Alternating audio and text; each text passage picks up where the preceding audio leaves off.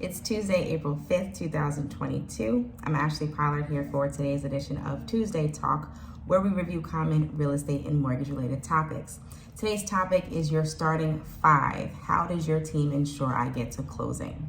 So buying a home feels really exciting in the beginning when you're doing showings. But once your contract is actually accepted by the seller, it's up to your team at that point to make sure you get from contract to closing. So today I want to talk about the many ways in which your starting five will work for and advocate for you, and why it's advantageous to work with a real estate team that has an established rapport with each other and will work on your behalf. Your starting five consists of your realtor, your lender, your attorney, your home inspector, and your title insurance company. So as your realtor, I am the glue from beginning to end. Think of me really as a general manager of the transaction. When people don't show up, when quick solutions are needed to resolve issues, when someone doesn't have the availability to be around for inspections or deliveries, and when no one else knows what to do, I am there.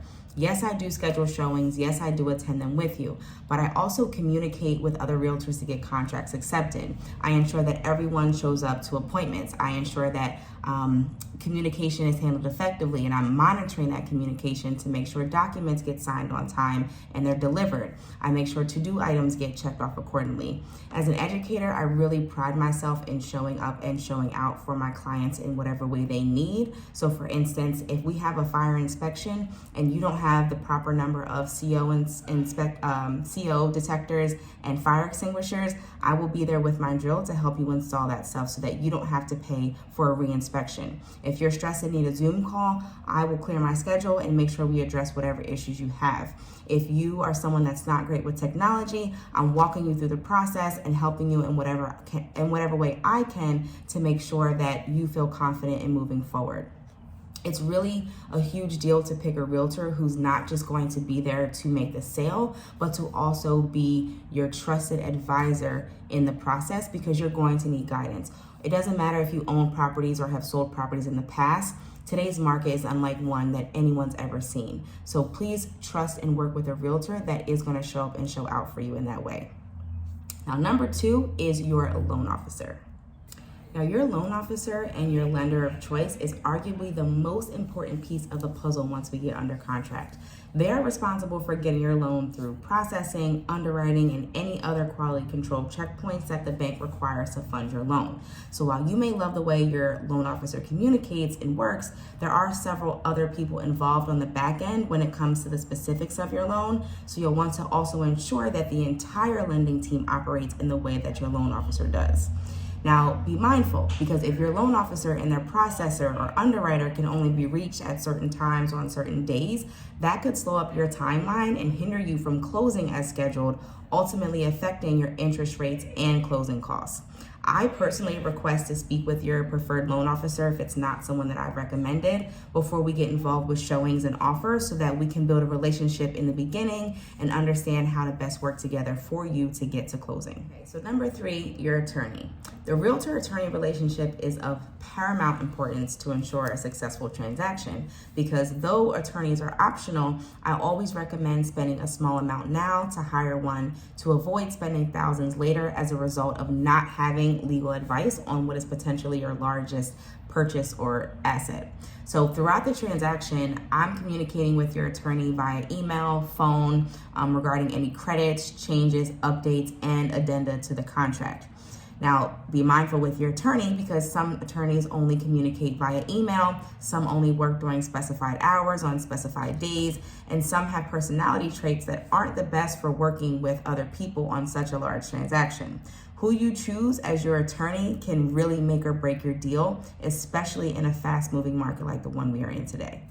The fourth player in your top five is your home inspector.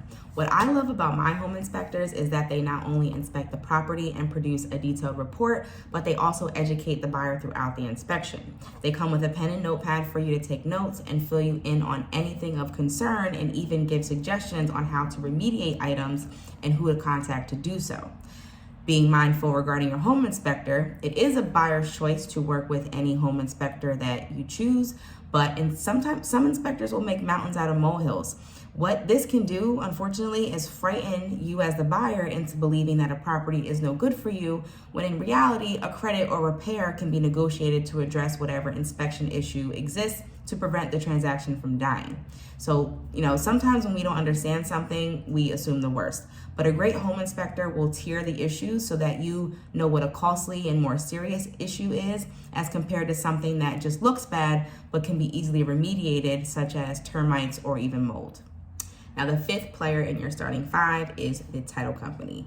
Most people don't even think about title insurance, but your title company is huge when it comes to your home purchase. They're running many searches on previous known owners and current buyers to prevent fraud and ensure that no one else has claims to your property. They ensure that anyone who has filed liens against the property gets paid through settlement and they don't come after you as a new owner. They're running your closing on closing day. They confirm documents are signed appropriately. They record all files with your township so that updates are permanent and in public record. And in many cases, they also handle the escrow monies between buyer and seller. So for these reasons, it's important to work with a vetted and trusted title company, because the last thing you want is someone showing up on your doorstep claiming they have rights to your property and you have no way to contest them because you chose a title company that didn't really do their due diligence. Now, as I said before, it's up to you to choose your starting five, starting even with me as your realtor. But what happens when you do choose someone like me as your realtor who has worked with really, really great companies and really great people in the past is that I can bring those along with me for the transaction, so that all you have to worry about is getting your funds together and packing your stuff to move. You don't have to worry about the ins and outs of who to call and who should I trust, because I've already done that for you. But again, please bring whoever you would like, and I'll gladly work with your trusted team and make sure that we still get to closing for you. If you have any questions on your starting five, please reach out to me. Otherwise, thanks for tuning in for another edition of Tuesday Talk, and I will see you next week. Enjoy the rest of your evening.